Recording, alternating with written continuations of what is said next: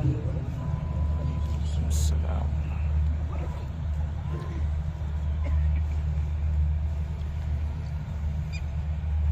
لله وكفى وسلام على عباده الذين اصطفى أما بعد أعوذ بالله من الشيطان الرجيم بسم الله الرحمن الرحيم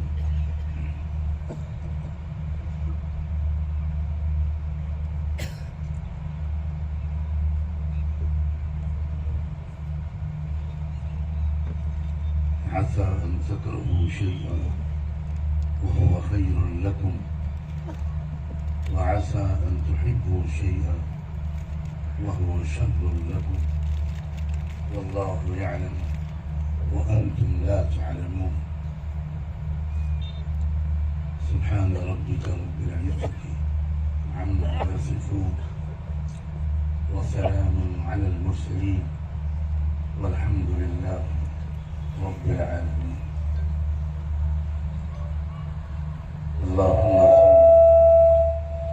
اللهم صل على سيدنا محمد وعلى آل سيدنا محمد وبارك وسلم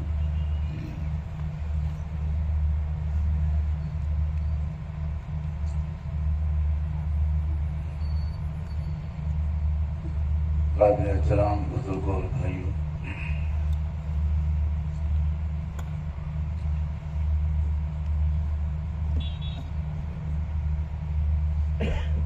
یہ بہت ہی مختصر بات کر پاؤں گا۔ میں خود بہت سخت بیماریوں اور تکلیف کے دور سے گزر رہا ہوں۔ چند منٹ بیٹھنا بھی یا تھوڑی دیر بیٹھنا میرے لیے بہت مشکل ہے، اور میں اسی لیے کچھ تاخیر سے آیا تھا کہ مجھے انتظار نہ کرنا پڑے،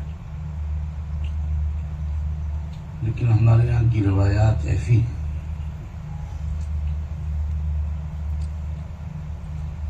اور چونکہ لوگوں کو اطمینان ہے کہ یہ اسپتال کا جلسہ ہے، تو اگر کوئی زیادہ بیمار ہو جائے گا تو ہم اس کا علاج بھی کرتے ہیں،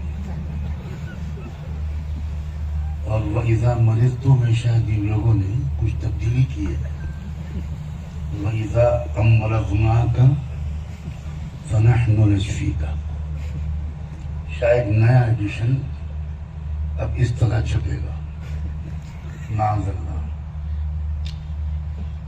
میں پہلے بھی بہت کہہ چکا ہوں، مگر آپ کٹر سنی لوگ ہیں، سنتے رہتے ہیں، کوئی عادت تبدیل نہیں کرتے۔ میری سمجھ میں آج تک نہیں آیا کہ جلسے کے درمیان قرأت قرآن کون سی حدیث سے ثابت ہے۔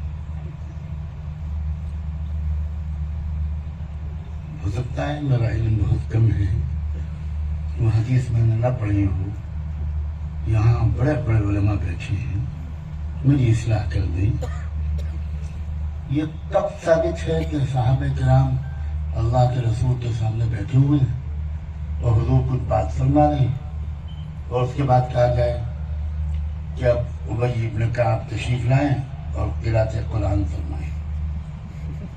یہ پتہ نہیں کہاں سے یہ چیزیں ہمارے اندر آ، مجھے تو بالکل برداشت نہیں ہوتی۔ صاف جو چیز قرآن و سنت کے خلاف ہو اس میں خیر نہیں ہے، آپ کو برا لگے تو 3 دفعہ درود شریف پڑھ لیجیے گا، غصہ کچھ ٹھنڈا ہو جائے گا۔ ہمارے علماء کو چاہیے کہ رواج پر نہ چلیں، اصلاح کریں۔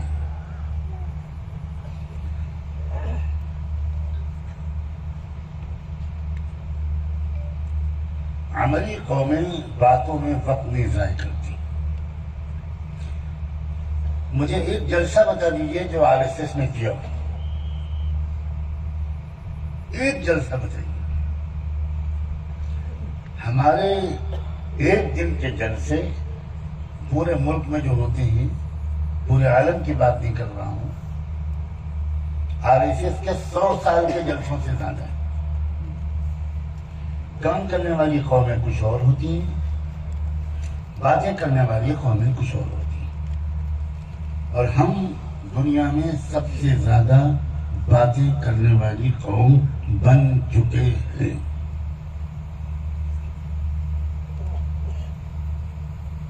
ہمارے ملک کے ایک بہت بڑے لیڈر، نام نہیں لوں گا میں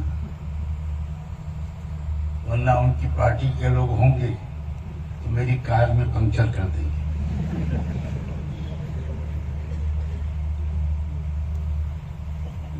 وہ لیڈر ایک دفعہ میرے پاس آئے، کہنے لگے نعمانی صاحب میں اس وقت آپ سے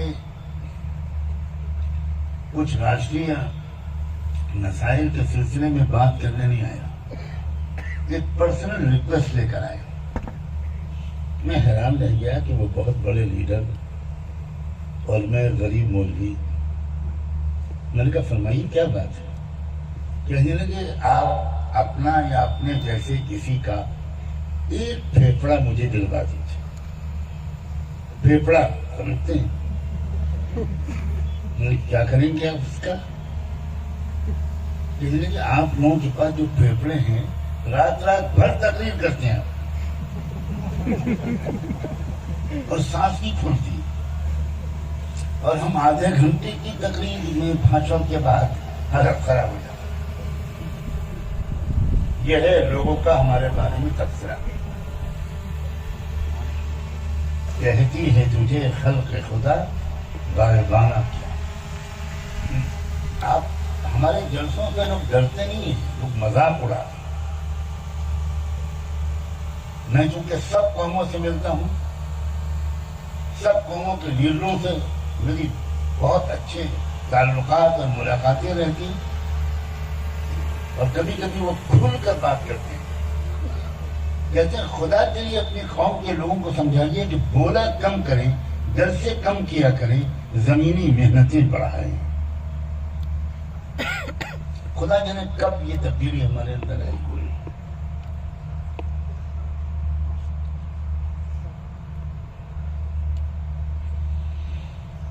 میں نے ایک آیت پڑھی تھی، آیت کا حصہ پڑھا تھا، عسیٰ ان تکرہوا شیئا وہو خیر لکم. ہو سکتا ہے کہ چیز تم کو اچھی نہ لگے، بہت بری لگے، ناپسند ہو، مگر وہ تمہارے لیے مفید ثابت ہو.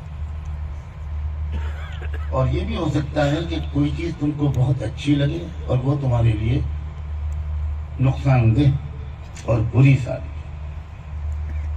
واللہ یعلم وانتم لا تعلمون. اللہ جانتا ہے اور تم نہیں جانتے. جب اس ملک کی آزادی کے سلسلے میں قربانی دینے والوں نے قربانیاں دی تھی، ان سے ایک وعدہ کیا گیا تھا، وہ پورا یقین دلایا گیا تھا،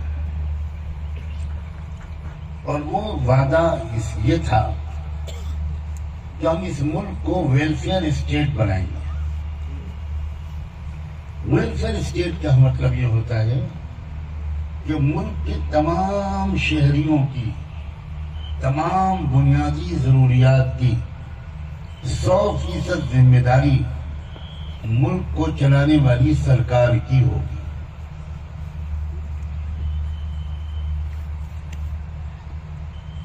بنیادی تعلیم، بنیادی ایجوکیشن ہر شہری کی بنیادی ضرورت ہے. وعدہ کیا گیا تھا کہ 100% بھارت کے شہریوں کو، ہر بچے کو، ہر بچی کو ضروری تعلیم ملے گی. تعلیم امیروں کے بچوں ہی تک محدود نہیں رہی.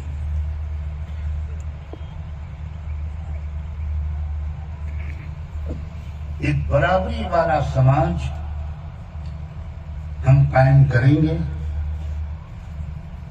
اس کے لیے ہم کو آزادی چاہیے.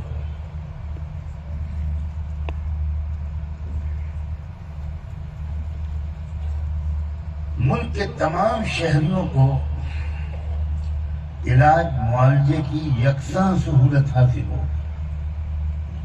ہر غریب سے غریب مریض کو وہی شاندار علاج ملے گا جو کسی امیر کو مل سکتا ہوگا.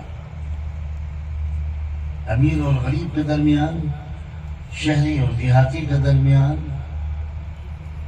کوئی فرق نہیں ہوگا. تعلیم، صحت، جان مال، عزت و آبرو کی حفاظت،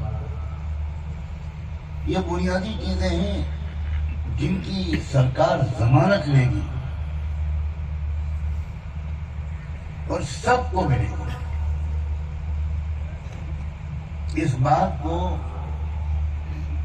کا یقین دلایا گیا. اسی لیے لوگوں نے آزادی کی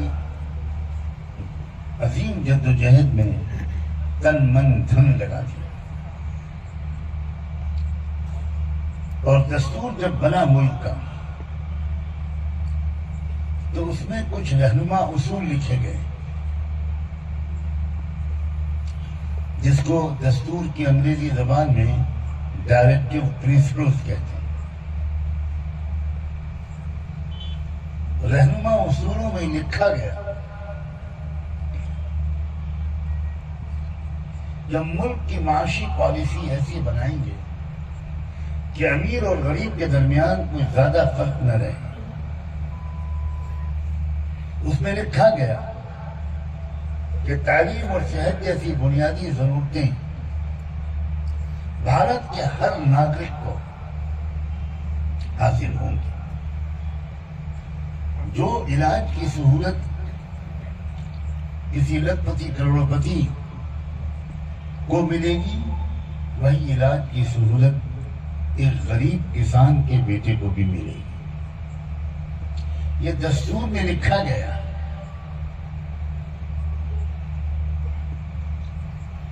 لیکن ہم سب جانتے ہیں کہ بہت سے وعدوں کی طرح یہ وعدے بھی پورے نہیں کیے گئے. تعلیم کا نظام بھی ایسا بنتا چلا گیا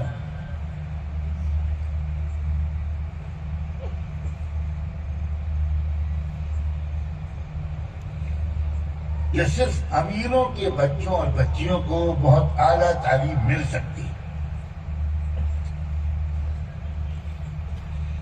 غریبوں کے بچوں اور بچیوں کو وہ تعلیم بالکل نہیں مل سکتی. یہ تو اللہ نے مدرسوں کا جو نظام اس ملک میں چلوایا، مدرسوں کے نظام کا ایک بہت بڑا پہلو یہ ہے کہ مدرسوں کے نظام کے اندر امیر اور غریب بچے کا کوئی فرق نہیں.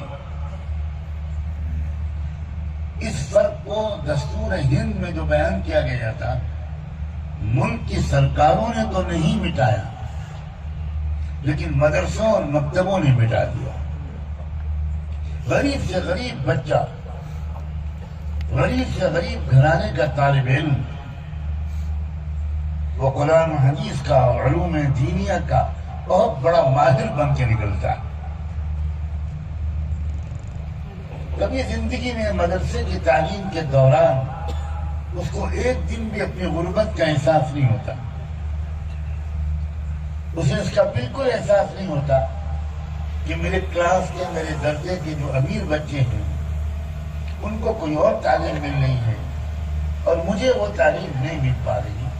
یہ خیال کبھی کسی مدرسے اور مکتب کے بچے کے ذہن میں نہیں آتا.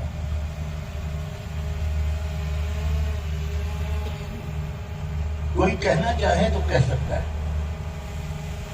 کہ آزادی سے پہلے جو وعدے کیے گئے تھے سرکار نے تو پورے نہیں کیے، لیکن غریب مسلمانوں نے اپنے مدرسوں اور مکتبوں کی پالیسیوں کے ذریعے سے اس وعدے کو 100% پورا کیا.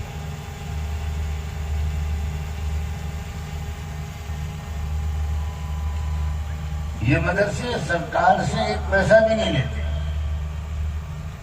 سرکار پر بوجھ نہیں بنتے، اور یہ اس جذبے سے کرتے ہیں کہ ان کو پتا ہے کہ ملک کی آبادی بہت ہے، سرکار پر بہت بڑا بوجھ ہے، تو مدرسے اور مکتب کے لوگ یہ کہتے ہیں سرکاروں سے کہ ہم آپ کا جتنا بوجھ بانٹ سکتے ہیں بانٹ رہے ہیں، تاکہ بڑی آبادی کے ایک بڑے حصے کو ہم تعلیم دے دیں، باقیوں کی آپ ذکر کر لیجیے، ان کو غریب اور امیر کے فرق کے بغیر اچھی تعلیم دلا دیجیے۔ مدرسوں اور مکتبوں کے ذریعے سے بچوں کی تعلیم کی ضرورت پوری ہو رہی ہو، ہم میں سے کوئی یہ نہیں کہتا۔ ہم سب صرف اتنا کہنے کی ہمت کر سکتے ہیں کہ مٹھی بھر آٹے کے چندے کے ذریعے اور 1-1 روپیہ اور 2-2 روپے کے چندے کے ذریعے اور عام مسلمانوں کی زکوٰۃ، صدقات اور عطیات کے ذریعے ہم جتنا کام تعلیمی میدان میں کر سکتے ہیں وہ کر رہے ہیں۔ اپنی حکومتوں اور سرکاروں سے یہ امید کرتے ہیں کہ آپ کے پاس بہت بڑا بجٹ ہے، کھربوں ڈالر کی آپ کی آمدنی، اور ہم سب آپ کو ٹیکس ادا کرتے ہیں۔ ہو سکتا ہے یہاں بیٹھے ہوئے ہمارے عام بھائی یہ سوچ رہے ہوں کہ ہم غریب لوگ ہیں، ہم کہاں ٹیکس ادا کرتے ہیں۔ میں اس انکم ٹیکس کی بات نہیں کر رہا ہوں جس کو لوگ اس وقت ادا کرتے ہیں یا کرنے پر مجبور ہوتے ہیں جب ان کے پاس سالانہ اتنی بچت ہوتی ہے یا اتنی آمدنی ہوتی ہے۔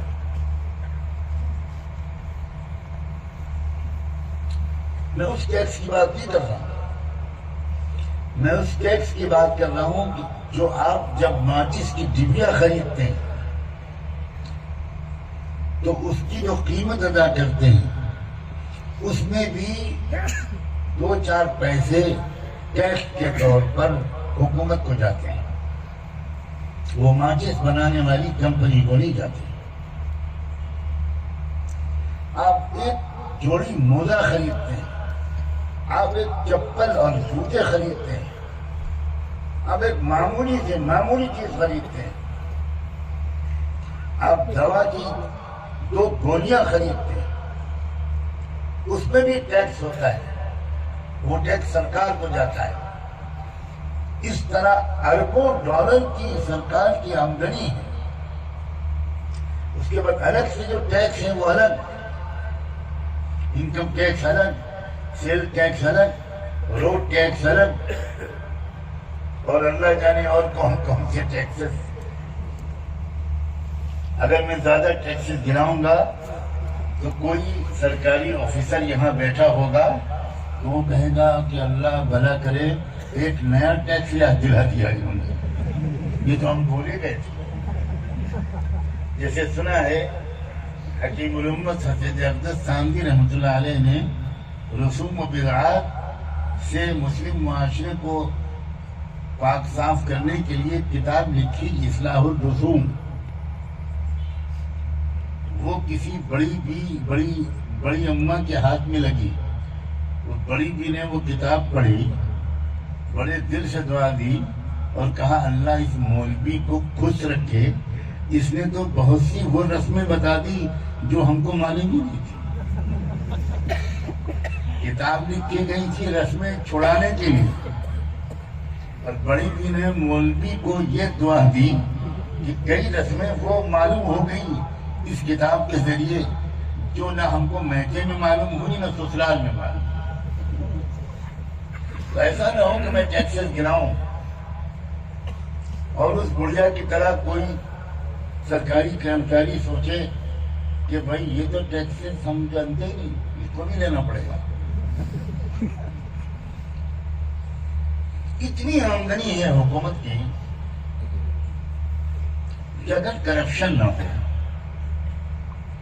اور کاش کہ کبھی وہ ایک دن ایسا آ جائے جو کرپشن کے بغیر ہم کو دیکھنے کو مل جائے، اگر بے ایمانی نہ ہو، اگر لوٹ کھسوٹ نہ ہو، اگر دیش کی محبت اور واقعی دیش کی ترقی کی سچی خواہش ہو، اگر واقعی دیش واسیوں کی زندگی کو اوپر اٹھانا سرکاروں کو مقصود ہو، تو اتنی آمدنی ہے کہ ہمارا ملک چند سالوں کے اندر دنیا کا سب سے خوشحال ملک بن جائے گا، اتنی آمدنی ہے۔ لیکن ایسا نہیں ہو رہا، ملک میں علاج مہنگے سے مہنگا ہوتا جا رہا ہے، غریب مریض کو اچھا علاج نہیں مل پا رہا، غریب بچے کو، غریب لڑکے لڑکی کو اچھی تعلیم نہیں مل پا رہی۔ اب میں اس کو سامنے رکھ کر وہ آیت پڑھی تھی کہ عسیٰ ان تکرہوا شیئا وہو خیر لکم۔ اگر یہ صورتحال ہے، اور واقعی یہ صورتحال ہے کہ سرکار نے جو وعدہ کیا تھا دستور میں جس کا ذکر کیا گیا وہ وعدہ پورا نہیں کر رہے، تو ٹھیک ہے ان کو یہ یاد دلانا جس طریقے سے مناسب ہو یاد دلایا جائے، احتجاج کیا جائے، پروٹیسٹ کیا جائے، مطالبے کیے جائیں، میمورنڈم دیے جائیں، یہ سب کام وہ لوگ کریں جو اس میدان کے شہ سوار ہیں۔ میں تو اس وقت کچھ اور بات کہنا چاہتا ہوں۔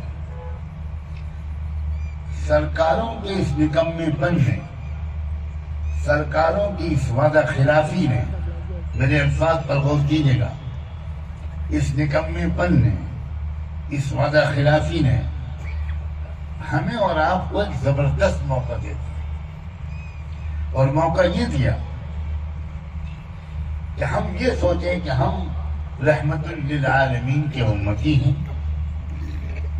اب ہم اپنے اس ملک کے غریب بچوں کو بھی اچھی سے اچھی تعلیم دلائیں گے، اپنی مال جمع کر کے، اپنے چندے کے ذریعے، اپنے تعاون کے ذریعے۔ اب ہم اپنے شہر، اپنے ضلع، اپنے آس پڑوس کے بیماروں کو اچھے سے اچھا علاج کروائیں گے، اپنا مال قربان کر کے۔ ہم خود کریں گے، ہم اپنے پیروں پر خود کھڑے ہوں گے، ہم بلا کسی فرق اور بھید بھاؤ کے، دھرم، ذات، نسل، زبان، علاقہ، کسی چیز کے فرق کے بغیر ہم ہر مریض کا اچھے سے اچھا علاج کم سے کم داموں میں، یا ممکن ہو تو ایک حد تک بغیر کسی قیمت کے، ہم اپنی جیب سے مال قربان کر کے ہم کریں گے۔ اس خلا کو ہم پر کریں گے، اس کمی کو ہم دور کریں گے۔ آپ سوچئے کہ کتنا زبردست موقع اللہ نے بھارت کے مسلمانوں کو دیا ہے۔ اب ذرا تصویر کا ایک مثبت رخ دیکھنے کی عادت ڈالیے۔ ایک رخ یہ ہے کہ سرکار اپنا فرض ادا نہیں کر رہی، سرکار غریبوں کا علاج نہیں کروا رہی، سرکار غریب بچوں کو تعلیم نہیں دے رہی، سرکاری اسپتالوں میں صحیح توجہ نہیں دی جا رہی، صحیح علاج نہیں ہو پا رہا، جس تعداد میں اسپتال ہونے چاہیے نہیں کھل پائے اب تک، اسپتالوں میں جس طرح کی سہولتیں ملنی چاہیے نہیں مل پا رہی، جو سہولتیں امیروں کو مل جاتی ہیں وہ غریبوں کو نہیں ملتی۔ اب اس صورتحال پر آپ تنقید کریں، ملامت کریں، احتجاج کریں، یہ بھی ٹھیک ہے، یہ وہ لوگ کریں جو اس لائن کے ماہر اور رہنما ہیں۔ تصویر کا دوسرا پہلو یہ ہے، وہ تصویر کا دوسرا پہلو یہ ہے کہ جب یہ کام سرکار نہیں کر رہی تو ہم تو انسانیت کے خدمت گزار ہیں، ہم تو رحمت دو عالم کے امتی ہیں، ہم خود اپنے پیسے جمع کر کے اپنے علاقے کے اندر اسپتال کھولیں گے، ایسے اسپتال اور اسپتالوں کا ایسا نظام چلائیں گے جہاں غریبوں کو علاج وہی میسر آئے جو امیروں کو میسر آتا ہے۔ ہم غریبوں کو مفت یا بہت سستا علاج دیں گے، امیروں سے پیسے چارج کریں گے اور اس پیسے کو صرف کما کر اپنی جیب میں نہیں ڈالیں گے بلکہ اسی پیسے کو اسی اسپتال کے غریب مریضوں کے علاج پر خرچ کریں گے۔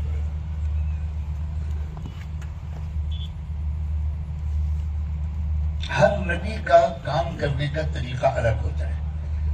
اب یہ جو بات میں کہہ رہا ہوں یہ اسی سے جڑی ہوئی ہے، بہت دھیان سے سنیے گا۔ ہر نبی کا اپنی قوم میں کام کرنے کا طریقہ الگ ہوتا ہے۔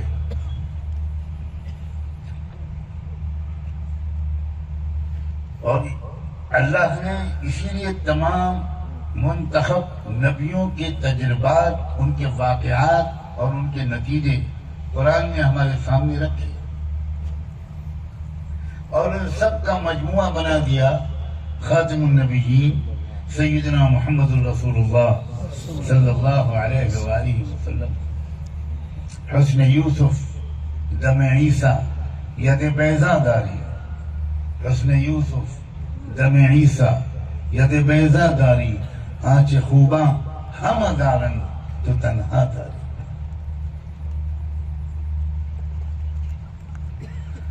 اب ایک ملک ملا تھا یوسف علیہ السلام۔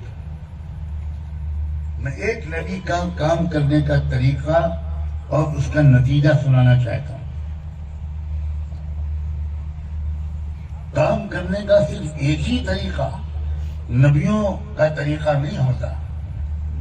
کام کرنے کے الگ الگ بہت سے طریقے ہیں جو الگ الگ نبیوں نے اپنے اپنے دور میں اللہ کے رہنمائی میں اختیار کیے۔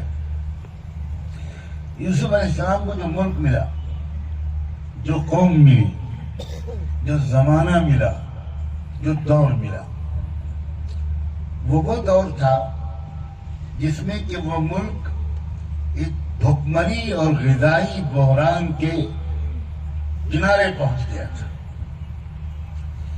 کگار پر کھڑا تھا۔ ایک ایسا سوکھا، ایک ایسا فوڈ کرائسس، ایک ایسا غذائی بحران اس ملک میں آنے والا تھا کہ لاکھوں لوگ یقیناً فاقوں کا شکار ہو کر مرتے، یقینی طور پر یہ ہونے والا تھا۔ ٹھیک اسی موقع پر اس دور کے شروع ہونے سے چند مہینے یا چند سال پہلے اللہ نے اس ملک میں کام کرنے کا ایک موقع اور ایک با اختیار پوزیشن یوسف علیہ السلام کو عطا کر دی۔ یوسف علیہ السلام اس ملک کے وزیر اعظم بن گئے۔ سوچئے ذرا، عجیب و غریب اللہ تعالیٰ کی حکمت عملی، کہاں سے اٹھا کر اللہ لائے یوسف علیہ السلام۔ فلسطین میں پیدا ہوئے، وہیں رہتے تھے، نبیوں کے گھرانے میں تھے۔ یوسف علیہ السلام کے والد بھی پیغمبر، یوسف علیہ السلام کے دادا حضرت اسحاق بھی پیغمبر، ان کے پردادا حضرت ابراہیم علیہ السلام نبی و رسول۔ بہت پاکیزہ ماحول تھا جس میں یوسف علیہ السلام کی زندگی گزر رہی تھی، لیکن اللہ نے یوسف کو چنا تھا دنیا کی سب سے بڑی طاقت سپر پاور کے اندر ایک زبردست خوبصورت پرامن انقلاب لانے کے لیے۔ اب اللہ جب کسی کو چنتا ہے تو اللہ کی جو پلاننگ ہوتی ہے، اللہ کی جو حکمت عملی ہوتی ہے، وہ اتنی پراسرار اور عجیب و غریب ہوتی ہے کہ کوئی بھی ایک دن پہلے تک سمجھ ہی نہیں سکتا کہ اس پورے پروسیس کا کلائمیکس کیا ہونے والا ہے، اس کا انجام کیا ہونے والا ہے۔ اب فلسطین سے مصر کیسے آتے یوسف علیہ السلام؟ انقلاب لانا تھا مصر میں، تبدیلی لانی تھی مصر میں، اس لیے کہ ظلم کا مرکز بن گیا تھا مصر۔ جہاں ظلم کا جو مرکز بنتا ہے اسی کو انصاف کا مرکز بنایا جاتا ہے۔ میرے اشاروں کو سمجھیے گا، جب وقت آ گیا کہ ظلم کے مرکز مصر کو انصاف کا عالمی مرکز بنایا جائے تو اس کے لیے اللہ نے خاموشی سے انتخاب کر لیا ایک نوجوان بچے کا کہ اس کو بڑا کر کے اور مختلف طریقے سے ٹرین کر کے تربیت سے گزار کر اس کے ذریعے مصر میں وہ زبردست پرامن صالح تبدیلی، وہ پیسفل انقلاب اس کے ذریعے لاؤں گا، اللہ نے طے فرمایا۔ چنانچہ یوسف کے بھائیوں کے دل میں جلن پیدا ہوئی، کیونکہ یوسف علیہ السلام اپنے کیریکٹر کی وجہ سے، اپنی عادت کی وجہ سے، اپنے ادب اور مینرز کی وجہ سے اپنے والد کے سب سے چہیتے بیٹے تھے، اور جو بیٹے تھے ان کے وہ ذرا دوسرے قسم کے تھے۔ تو والد ان کے جو تھے وہ سب سے زیادہ پیار اپنے چھوٹے بیٹے سے کرتے تھے۔ اب ان بھائیوں کے دل میں جلن پیدا ہوئی کہ ابا جو ہیں وہ سب سے زیادہ اسی کو چاہتے ہیں۔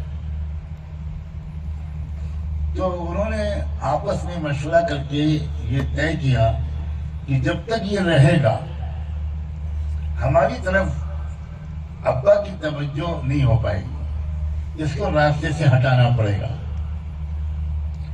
چنانچہ راستے سے ہٹانے کی انہوں نے کوشش کر ڈالی اور ایک اندھے کنویں میں جا کر ڈھکیل کے چلے آئے۔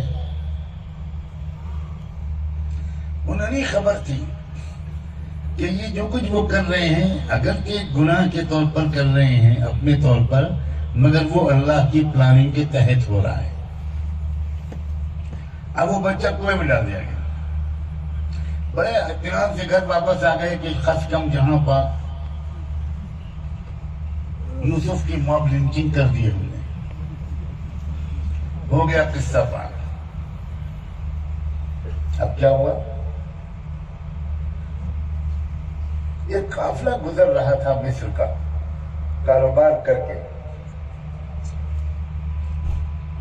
ان کے پاس پانی ختم ہو گیا تو اس قافلے کا جو ذمہ دار تھا پانی لانے کا، اس سے کہا گیا کہ جاؤ تلاش کرو، کہیں تم کو کوئی کنواں نظر آئے تو پانی لے کر آؤ۔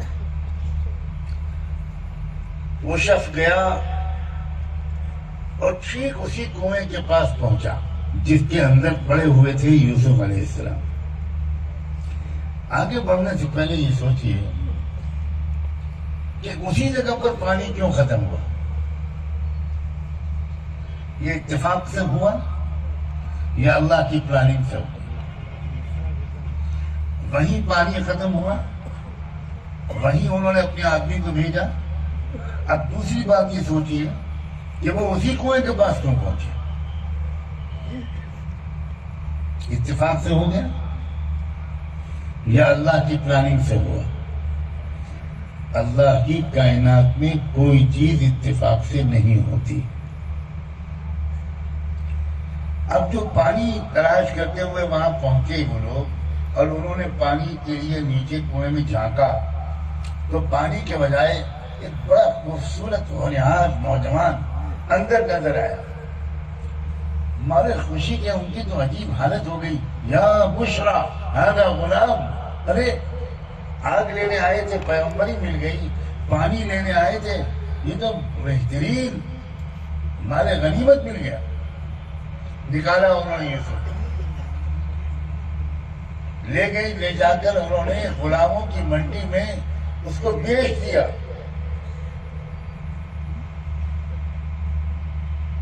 میں بہت مختصر کر کے کہنے کی کوشش کر رہا ہوں تاکہ اصل بات جو کہنا چاہتا ہوں وہ رہ نہ جائے.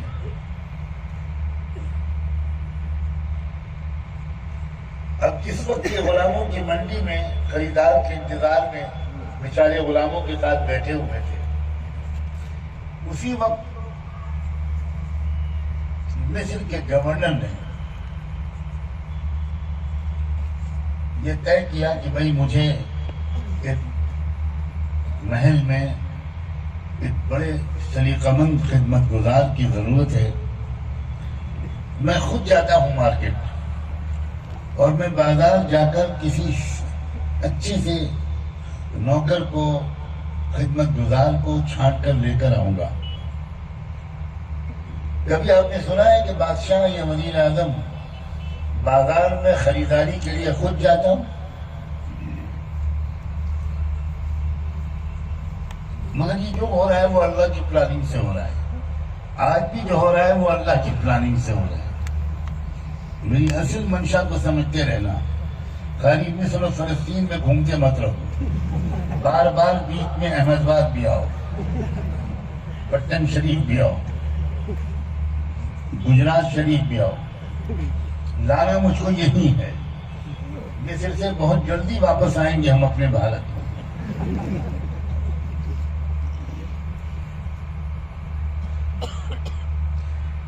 وزیر اعظم صاحب خود پہنچے اور مجھے نظر ڈال رہے تھے میرے پرسنل اسٹاف کے لیے کون سا غلام مناسب ہے، میری بیگم کی خدمت کے لیے کون سا مناسب ہے. تو یہ نظر آیا تو سورت سے لڑکا، سلیقہ مند، مہذب، وہ فوراً سمجھ گیا. وزیر اعظم کوئی کم عقل آدمی نہیں ہوا کرتا تھا پر دوڑ گیا. زمانے کے فیشن بدلتے ہیں، اختیار ہے لوگوں. تو وزیر اعظم اتنا سمجھدار تھا کہ وہ فوراً سمجھ گیا کہ یہ لڑکا بالکل فٹ ہے، اس کو آداب آتے ہیں، مہذب ہے، گنوار قسم کا نہیں ہے. اسی کو خریدا اور لے گیا اپنے محل. اور مزید دلچسپ بات، سیدھے محل میں لے جا کر اپنی بیگم سے تعارف کرایا. ہر وزیر اعظم ایسا تو نہیں ہوتا کہ رابطہ نہ کر پائے. تو اس نے اپنی وزیر اعظم سے جا کر کہا، بیوی سے جا کر کہا، اکرمی مثواہ عسى ان ينفعنا او نتخذه ولدا. دیکھو یہ لڑکا، یہ سرونٹ، یہ نوکر، یہ ایک میڈ بوائے، اس کو ذرا بہت عزت کے ساتھ رکھنا. اس کو عام نوکروں کے ساتھ مت رکھنا، اس کو سرونٹ کوارٹر میں مت رکھنا. اکرمی مثواہ عسى ان ينفعنا او نتخذه ولدا، یہ ہمارے کام آئے گا اور کیا پتا آگے چل کر ہم اس کو اپنا بیٹا ہی بنا لیں. اس وزیر اعظم کے بھی کوئی اولاد نہیں تھی.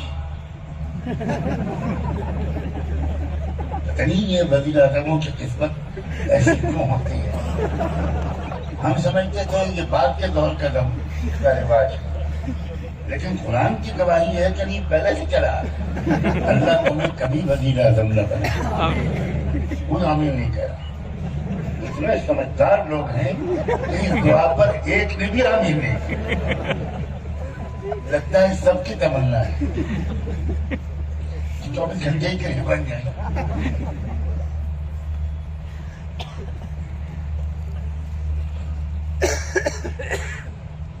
اب بیگم نے کہا کہ بہت اچھا، آپ کا حکم ہے، اکرمی مثواہ عسى ان ينفعنا، ہو سکتا ہے یہ ہمارے کام آ جائے، او نتخذه ولدا، یا ہم اس کو ہی اپنا بیٹا بنا لیں.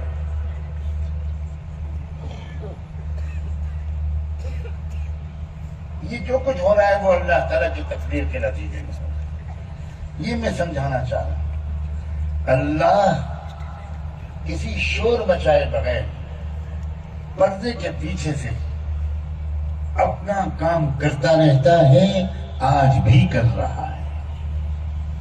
یہ الگ بات ہے کہ ہم اللہ کے طرز عمل کو، اللہ کے چلائے ہوئے پہیے کو دیکھ نہیں پاتے، سمجھ نہیں پاتے کہ یہ کیا ہو رہا ہے۔ ہمیشہ حالات کا وہی رخ ہم سمجھنے کی کوشش کرتے ہیں یا سمجھنے لگتے ہیں جو میڈیا ہم کو دکھاتا ہے۔ حالات کا وہ رخ اکثر صحیح نہیں ہوتا جو میڈیا ہمیں دکھاتا ہے۔ حالات کا صرف وہ رخ صحیح ثابت ہوتا ہے جو قرآن ہم کو دکھاتا ہے۔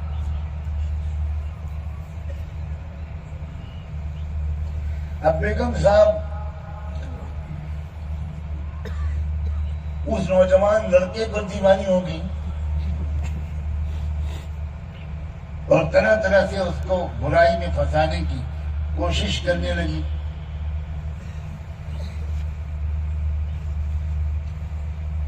یوسف علیہ السلام نے اللہ کی مدد مانگی کہ اللہ مجھے بچائیے، میں نہیں بچ سکتا، آپ جب تک نہیں بچائیں گے میں گناہ سے خود نہیں بچ پاؤں گا، معاذ اللہ۔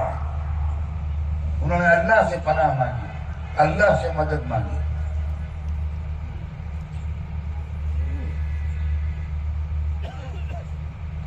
وہ رنگے ہاتھوں بیگم صاحب پکڑ لی گئی تھی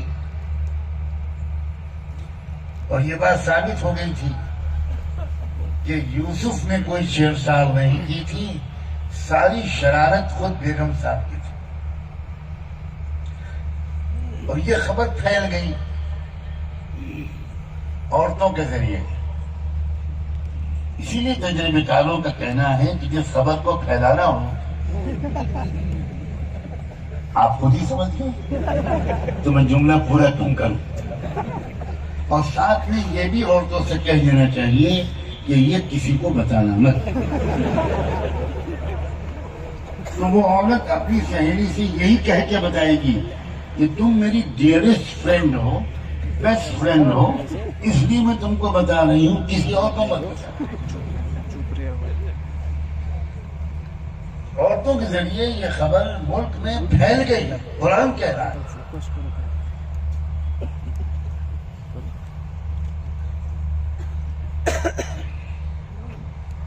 اب مسئلہ یہ پیش آ گیا اس مصر کے وزیر اعظم کے سامنے کہ اگر میں نے یوسف کو جیل میں نہ بھیجا تو عوام یہ یقین کر لیں گے کہ اصل بدماشی بیگم کی تھی، یوسف بے گناہ تھی۔ صرف اس لیے جانتے ہوئے کہ یوسف بے گناہ ہیں یوسف کو جیل میں ڈال دیا گیا۔ بے گناہوں کو جیل میں ڈالنے کا رواج بھی نیا نہیں ہے۔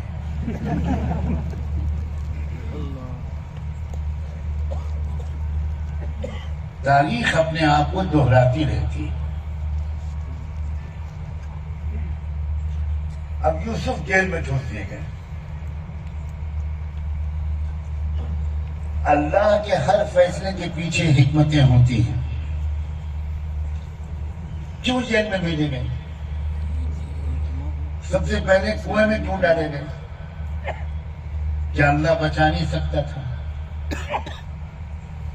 کیا یوسف کے دلوں سے اس برے خیال کو، یوسف کے بھائیوں کے دلوں سے اس برے خیال کو نکال نہیں سکتا؟ پھر یوسف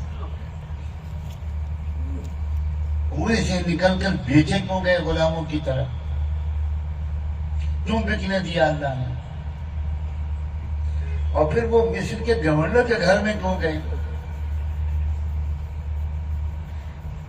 ذرا سوچنے کی عادت ڈالیں اور ہمارے علماء قرآن کی گہرائیوں کو سادہ لفظوں میں عوام کے سامنے رکھیں۔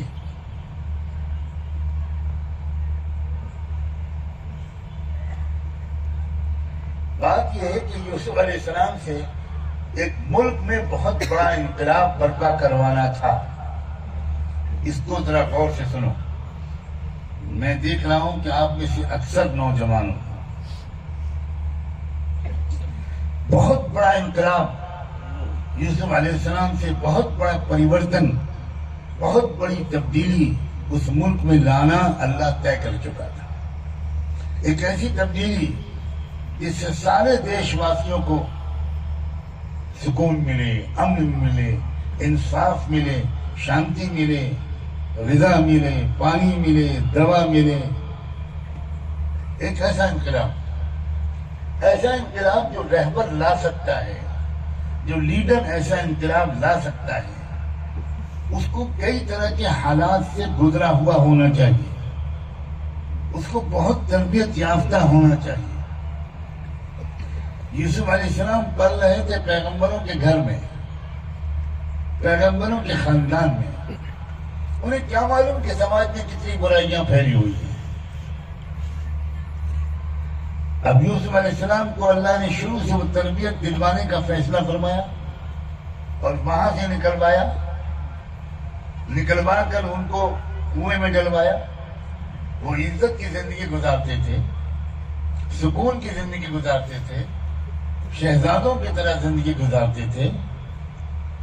وہاں سے لے جا کر ان کو کنویں میں ڈلوایا، کنویں سے نکلوا کر بازار میں بکوایا، بازار میں بکوا کر محل میں رکھا. وزیر اعظم کے محل میں رکھنے کا کیا فائدہ ہوا؟ یوسف علیہ السلام کو حکمرانی کا طور طریقہ قریب سے دیکھنے کا موقع ملا.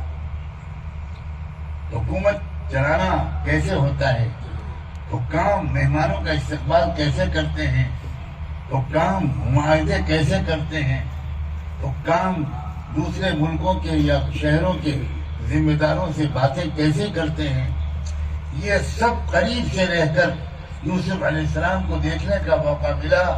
اس لیے کہ وہ گورنر کے گھر میں رہے، اس کے محل میں رہے، وزیر اعظم کے محل میں رہے، سب کچھ دیکھا. کیونکہ ظاہر ہے کہ جب تک انسان ان سب چیزوں کو قریب سے نہ دیکھے وہ کسی ملک کا شاندار کامیاب حکمراں نہیں بن سکتا. جب یہ تربیت مکمل ہو گئی، 5 اسٹار قسم کی تربیت، آداب حکمرانی والی تربیت،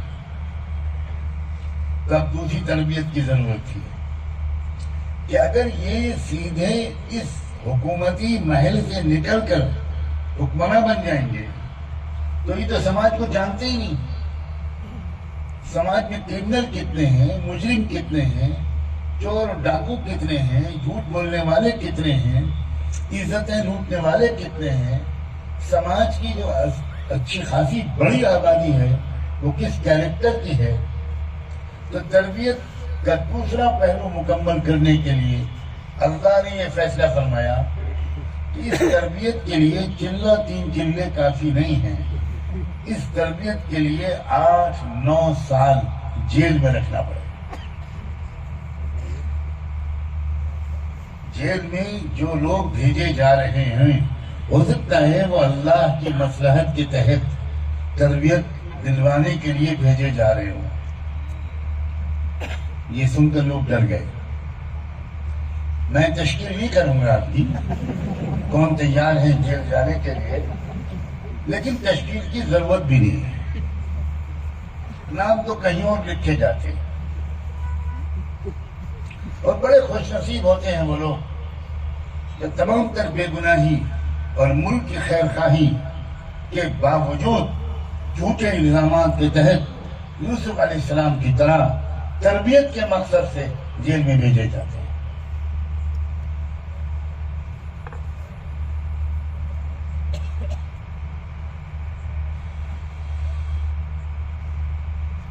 اب جب یوسف علیہ السلام جیل میں گئے تو ان کو ایک نئی دنیا ملی.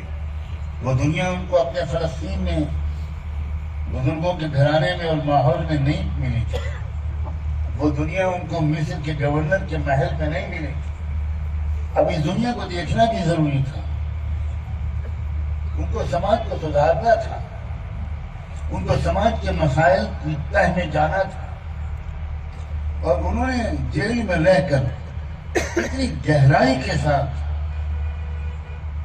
جیل کے ساتھیوں کو دیکھا ہوگا، ان کی کمزوریوں کو پڑھا ہوگا، سماج کے اندر ہونے والے ظلم، نابرابری، اور اس کے نتیجے میں پھیلنے والی غربت اور جہالت کو دکھے دل سے محسوس کیا ہوگا، اور درزمند دل رکھنے والے یوسف نے دل دل میں کتنی دعا مانگی ہوگی، اے خدا میں آپ کو اپنے باپ کا واسطہ دیتا ہوں، اپنے دادا یا حضرت اسحاق کا اور اپنے پردادا حضرت ابراہیم کا واسطہ دیتا ہوں، آپ مجھے سماج کی اس اصلاح کا موقع عنایت کرنا، سماج کی خدمت کا موقع عنایت کرنا۔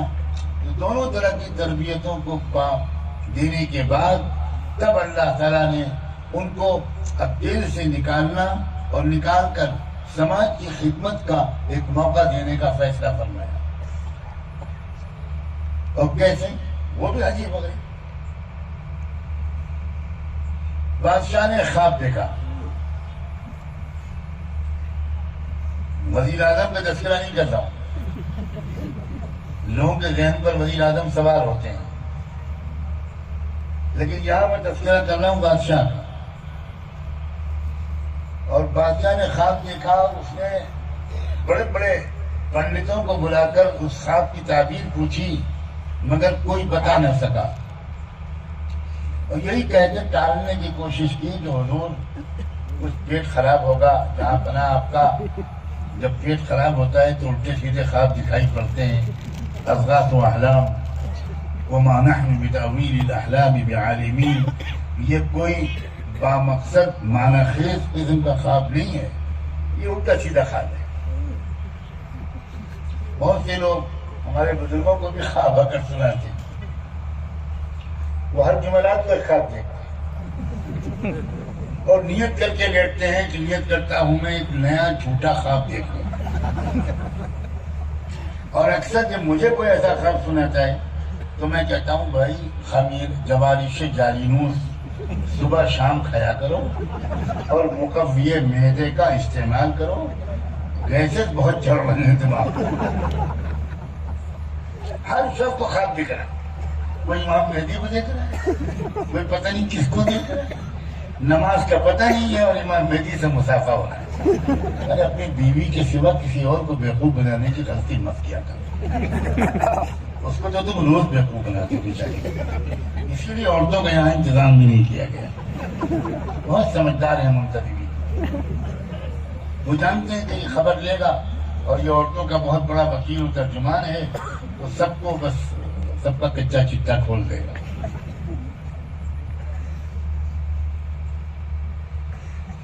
اللہ اکبر۔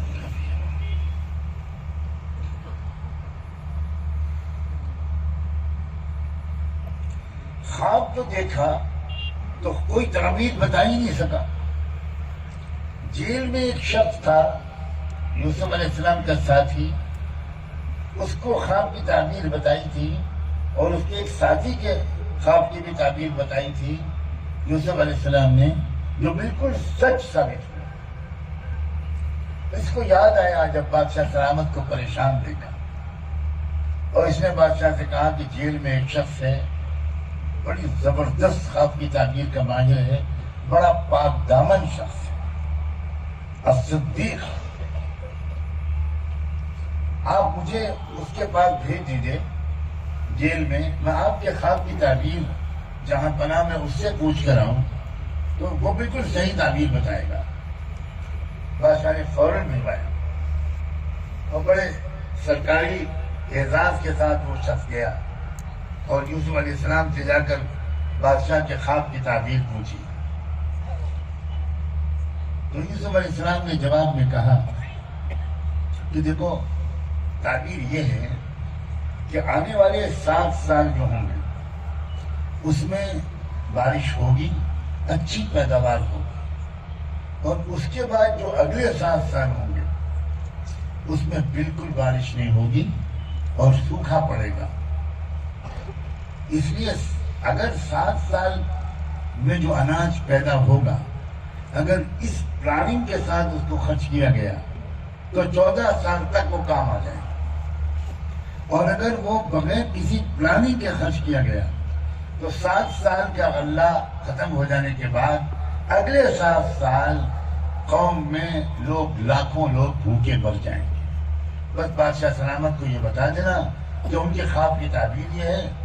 اور ایک ترکیب بھی بتاتا ہوں کہ اس غلے کو اور اناج کو کیسے محفوظ رکھو کہ سال بھر ملک کے شہریوں کو جتنے اناج کی ضرورت ہو صرف اتنا ہی اناج بالیوں کے اندر سے نکالا جائے اور استعمال کیا جائے. باقی سب بالیوں کو محفوظ رکھا جائے. پھر اگلے سال آئے تو اگلے سال کی ضرورت کے حساب سے اناج کو نکال کر تقسیم کیا جائے تو یہ 7 سال کی پیداوار پورے 14 سال تک کام آ جائے. واپس آیا وہ آدمی, اس نے بادشاہ سلامت کو تعبیر بھی بتائی اور وہ حل بھی بتائے جو یوسف علیہ السلام نے بتایا تھا. بادشاہ حیران رہ گیا اس بات پر کہ یہ کون شخص ہے جو اتنا روحانی بھی ہے, خواب کی تعبیر کا ماہر بھی ہے اور اتنا ہمدرد بھی ہے ملک کے شہریوں کا, حکومت وقت کا, وقت کی سرکار کا اتنا خیر خواہ بھی ہے کہ باوجود اس کے کہ اس کو ہماری سرکار نے بے گناہی کے باوجود ظالمانہ طور پر جہنم میں ڈال رکھا ہے اور جیل میں ڈال رکھا ہے, اس کے باوجود وہ اتنا خیر خواہی کے ساتھ, اتنے خلوص کے ساتھ وہ ملک کو ایک بہت بڑی مصیبت سے بچانے کی ترکیب بھی بتا رہا ہے. بادشاہ فوراً سمجھ گیا کہ مجھے اس آدمی کی ضرورت ہے. اب غور سے سنو, فوراً سمجھ گیا وہ کہ مجھے اس آدمی کی ضرورت ہے. میری کابینہ میں, میرے افسروں میں, میری بیوروکریسی میں ایک بھی ایسا ایماندار اور باصلاحیت انسان نہیں ہے جو 7 سال کے غلے کو 14 سال تک محفوظ رکھ کے ملک کو ایک بڑی مصیبت سے بچا لے. وہ جانتا تھا کہ میری کابینہ کے لوگ کتنے بے ایمان, کتنے کرپٹ, اچھی طرح جانتا تھا. وہ فوراً سمجھ گیا کہ سوائے اس کے کہ وہی شخص جیل سے نکل کر آئے اور میرے ملک کے نظام کو سنبھالے اور فصلوں کو, اناج کو, پیداوار کو, زمین کی پیداوار کو صحیح طریقے سے محفوظ رکھے اور صحیح طریقے سے تقسیم کا نظام چلائے, اس کے بغیر میرا ملک عام بھکمری سے نہیں بچ سکتا. چنانچہ اس نے فوراً رہائی کا حکم جاری کر دیا اور کہا جاؤ یہ ایسا آدمی جیل میں نہیں رہے گا, یہ ہمارا وزیر اعظم پتہ نہیں کس دماغ کا آدمی ہے, اس نے اتنے پیارے آدمی کو جیل میں ڈال دیا. پتہ نہیں وزیر اعظم کا عہدہ کچھ ایسے ہی ہوتا ہے کیا. فوراً اس نے حکم دیا بادشاہ نے. اب یہ سرکاری افسران رہائی کا پروانہ لے کر جیل پہنچے اور وہاں جا کر یوسف علیہ السلام کو خوشخبری سنائی کہ آپ کی رہائی کا حکم لے کر آئے ہیں, اب چلیے اب آپ سرکاری مہمان بنیں گے اور بادشاہ سلامت نے آپ کو بلایا ہے.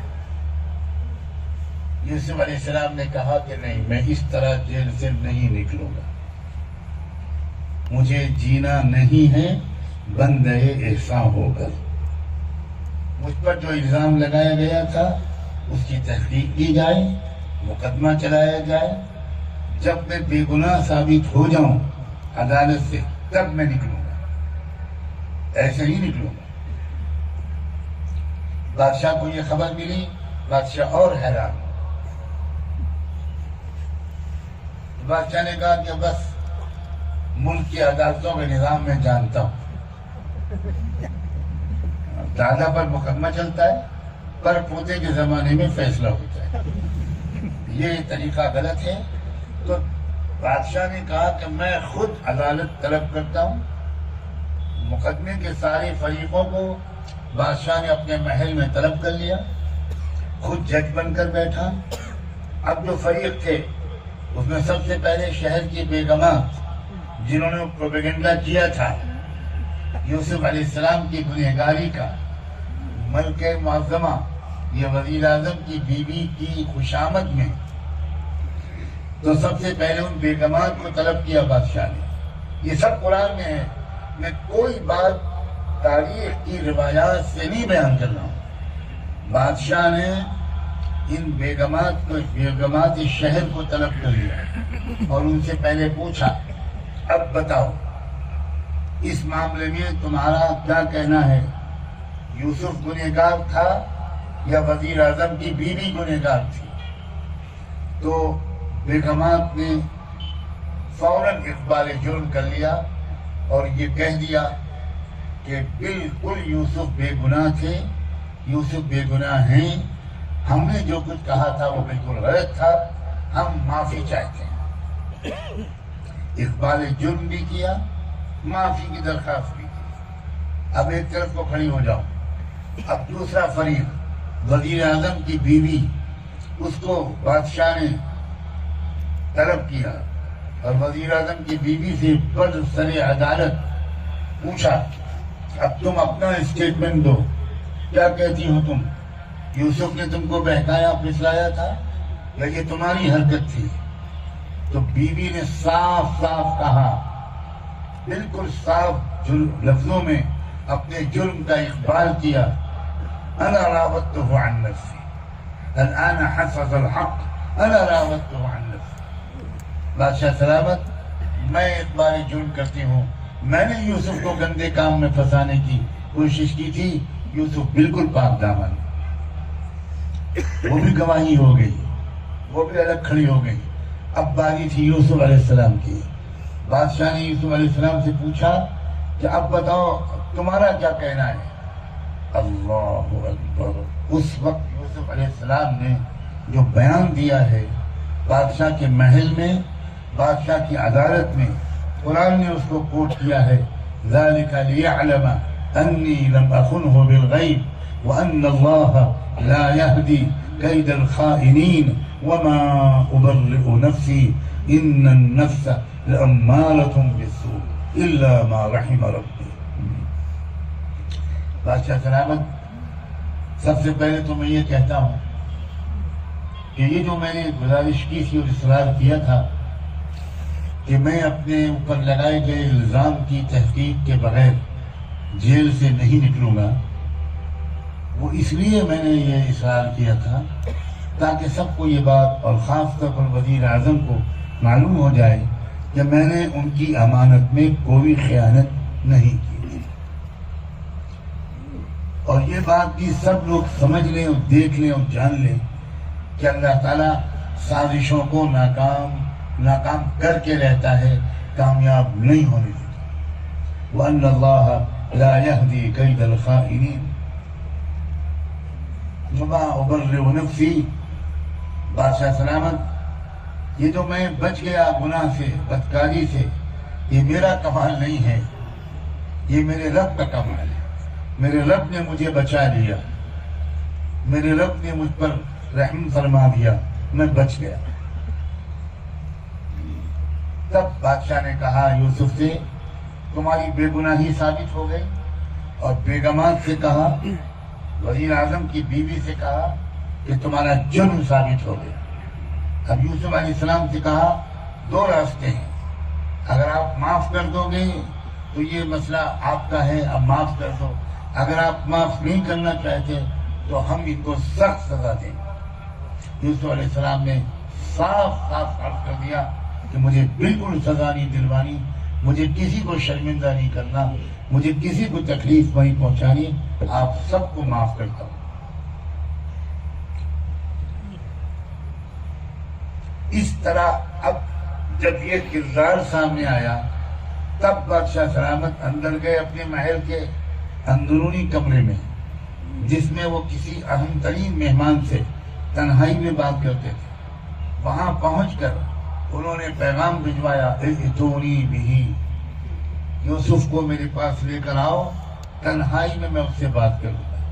بالکل تنہائی میں 1 to 1 بادشاہ نے یوسف علیہ السلام سے گفتگو کرتے ہوئے کہا انک اليوم لدینا مکین امین. اللہ اکبر. یوسف سب کچھ دودھ کا دودھ اور پانی کا پانی الگ ہو گیا. تمہارا کیریکٹر، تمہاری صلاحیت، تمہارے اخلاق سب سامنے آ گئے. اس ملک کو اس غذائی بحران سے بچانے کی صلاحیت نہ مجھ میں ہے، نہ میرے کسی عملے میں ہے، صرف تم بچا سکتے ہو.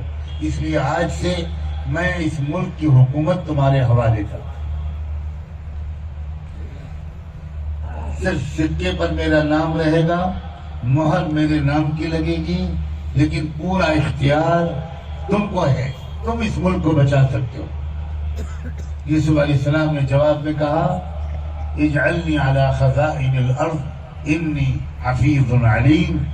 بس بادشاہ سلامت، میں مکمل تمام شعبوں کی ذمہ داری ہرگز قبول نہیں کروں گا. سب سے خطرناک کرائسس جدھر سے آ رہا ہے، اور وہ ہے پیداوار، اور وہ ہے سوکھا، وہ ہے لوگوں کا بھوک مری کا شکار ہو کر مرنا. آپ اس کرائسس کا مینجمنٹ میرے حوالے کر دیں. اس مصیبت سے ملک کو، دیش کو، دیش واسیوں کو بچانے کی ذمہ داری میرے حوالے کر دیجئے. میں اس کے سلسلے میں کوشش اور خدمت کرنے کو تیار. چنانچہ اس وقت سے یوسف علیہ السلام کو اختیار ملا، وزارت غذا ملی، فوڈ منسٹری ملی، اور یوسف علیہ السلام نے فوری طور پر 2 احکام جاری کیے. ایک یہ کہ تمام ملک کے کسانوں کی تمام فصلوں کو سرکار خریدے گی. کوئی عام تاجر کسی غلے کو خرید نہیں سکتا. یہ مارکیٹ میں نہیں بیچا جائے گا، یہ بازار میں نہیں بیچا جائے گا، ورنہ کسان، یہ لوگ، تاجر لوگ من مانی قیمت لیں گے، غریبوں پر ظلم کریں گے. حکومت خود اپنے خزانے سے ان تمام فصلوں کو خریدے گی. نمبر 1. نمبر 2، ملک کے ہر انسان، ہر معمولی جھوپڑی کا سروے کروایا. حضرت یوسف علیہ السلام نے ہر جگہ، ہر مکان میں کتنے لوگ رہتے ہیں، کتنے مہمانوں کی امید کی جا سکتی ہے سال بھر، اور سال بھر ان کو کتنے اناج کی ضرورت پڑے گی. یوسف علیہ السلام نے ہر گھر کا راشن کارڈ بنوایا. لوگوں سمجھو، انسانی تاریخ میں سب سے پہلے سرکاری انتظام میں غلے کی تقسیم اور راشن کارڈ کا بنانا سب سے پہلے انسانی تاریخ میں یہ حضرت یوسف علیہ السلام نے کیا. اور اس کے نتیجے میں یہ ہوتا تھا، جب تاجروں کو من مانی دام پر غلے کے بیچنے کا دروازہ بند ہو گیا، اب وہ غلہ سرکار نے خریدا. جو دام دے سکتا ہے وہ دام دے کر خریدے، جو نہیں دے سکتا اس کو سرکار کی طرف سے مفت وہ غلہ دیا جائے گا، تاکہ کوئی بھوکا نہ رہے. جب یہ کردار دیکھا، اب یہی ہے میری بات کا آخری سب سے اہم حصہ. یوسف علیہ السلام کے یہ اخلاق، یہ حسن انتظام، یہ پروفیشنل مینجمنٹ، یہ ایمانداری، یہ قوم کا درد، یہ بنا کسی دھرم اور کے بھید بھاؤ کے تمام دیش واسیوں کی خدمت کا، خیر خواہی کا یہ جذبہ جب دیکھا تو اب سنو، دیکھتے ہی دیکھتے قوم ایک کے بعد دو کے بعد 3 ان لوگوں نے یہ کہا کہ بھائی یوسف کا یہ اخلاق یہ ہم کو بتا رہا ہے، یوسف کے اندر جو خدمت کا جذبہ ہے، یہ جذبہ اور سلیقہ ہمیں اس پر مجبور اور آمادہ کر رہا ہے کہ یوسف کا جو دین ہے وہ ہم قبول کرنے کو تیار ہیں. بغیر صاف کسی کو دعوت دیے پوری قوم نے اپنا دین بدل لیا، اپنی زبان بدل لی، اور پتہ نہیں کیا کچھ بدل لیا. میں اب واپس آتا ہوں اپنے اصل موضوع پر، اور بس چند جملوں میں اس سے پورے جوڑ کر آپ سمجھ جائیں گے. یہ جو صورتحال ہے کہ ملک میں سرکاریں عوام کی ضروریات پوری نہیں کر پا رہی، اس نے ایک موقع دیا ہے کہ اگر ہم اپنے پیسے کو صحیح طریقے پر خرچ کریں، شادیوں میں فضول خرچیوں کے بجائے جہاں زیادہ خرچ کرنا چاہیے وہاں زیادہ خرچ کریں، جہاں کم خرچ کرنا چاہیے وہاں کم خرچ کریں، اور اپنے 1-1, 2-2, 5-5 روپے روز بچا کر اپنے اپنے علاقے میں اچھی تعلیم کا اور اچھے علاج کا انتظام کریں، صرف مسلمانوں کے لیے ہرگز نہیں، ملک کے تمام شہریوں کے لیے سب یہ بہترین موقع ہے۔ سچ کہتا ہوں میں آپ سے، اگر کہیں حکومت بہت ایماندار ہوتی، بہت سلیقہ مند ہوتی، ہماری ملک کی سرکاریں، اور ساری ضرورتوں کا شاندار انتظام کرتی، تو ہمارے لیے خدمت کا کوئی موقع ہی نہ باقی رہتا۔ میں یہ تو نہیں دعا کروں گا کہ اللہ ان کو مزید نکمہ بنائے، دعا کی ضرورت بھی نہیں ہے، آبا و اجداد کی دعائیں چل رہی، ہمارے آبا و اجداد نہیں۔ یہ جو بدسلیقی ہے سرکاروں کی، یہ جو کرپشن اور بے ایمانی ہے، یہ جو نکمہ پن ہے، اس کے اندر خیر کا پہلو بھی ہے، اور وہ یہ ہے کہ اس کے چلتے ایک موقع ہے کہ ہم اس خلا کو پر کریں، ہم اس ملک کے بچوں اور بچیوں کے لیے پاکیزہ ماحول میں اچھی تعلیم کا انتظام کریں، اس اپنے مریضوں کے لیے اچھے علاج کا انتظام کریں۔ یہ ایک موقع ہمارے لیے، ذرا اس رخ پر سوچنا شروع کیجیے۔ مجھے امید ہے کہ یہ اسپتال اس طریقے خدمت کے سلسلے میں ایک سنگ میل ثابت ہوگا۔ اللہ کرے کہ یہ ایک اچھا آغاز ثابت ہو، ایک نمونہ بن جائے، ایک ماڈل بن جائے، تاکہ لوگ دیکھیں، قدر کریں، پسند کریں، اس کے پیچھے چھپے ہوئے جذبات اور نیتوں کی قدر کریں، اور لوگ جگہ جگہ پر جو اس کو سامنے رکھ کر خدمت خلق کے دوسرے کام کریں۔ ہم کو ایک وسیع میدان ملا ہے، ہر علاقے کے لوگ اپنے علاقے کے لیے اگر کوشش کریں۔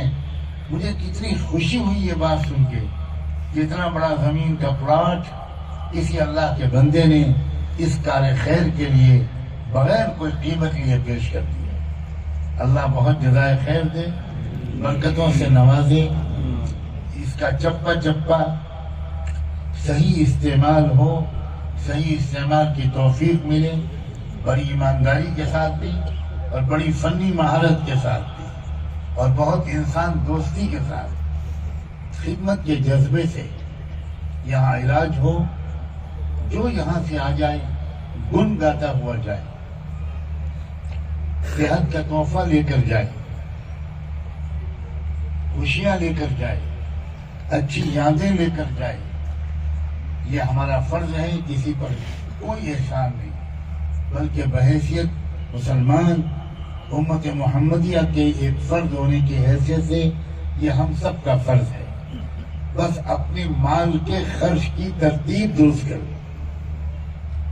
اگر ہم اپنی آمدنیوں اور مال کے خرچ کرنے کی ترتیب ٹھیک کر لیں تو یہ سارے کام انشاءاللہ آسانی سے انجام پائیں گے۔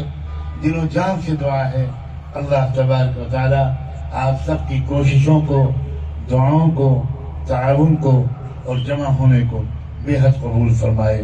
وآخر دعوانا ان الحمد للہ رب العالمین۔